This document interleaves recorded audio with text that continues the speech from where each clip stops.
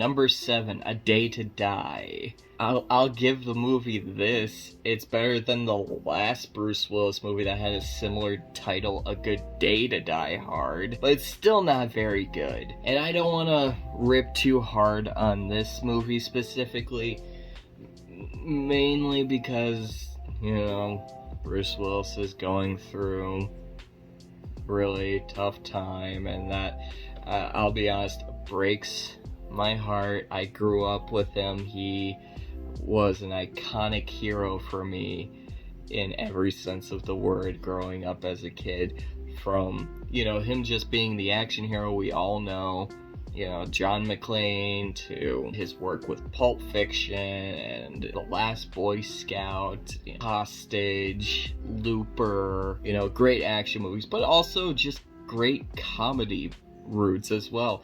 He has so much charm and so much charisma to give, and it hurts.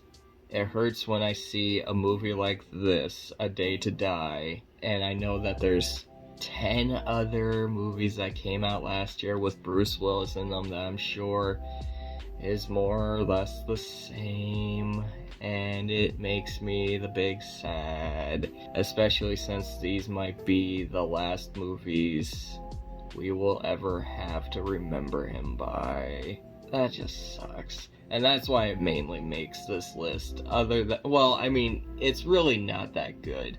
The editing is questionable at best. There's one scene in the movie, just randomly in the middle of the scene, for no reason, it fades into being black and white. It's not a flashback sequence or anything. A scene is happening, black and white out of nowhere, and then back to color out of nowhere. I don't know why they chose to do this, but they chose to do it. The editing in general is just not very good. You can't tell where anyone is in any given scene. There are so many times where I'm convinced no one's even in the same room, especially Bruce Willis.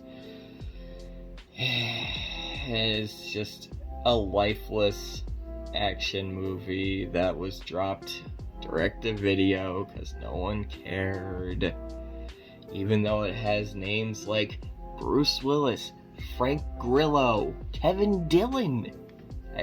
I know Kevin Dillon's not a big name, but I like Kevin.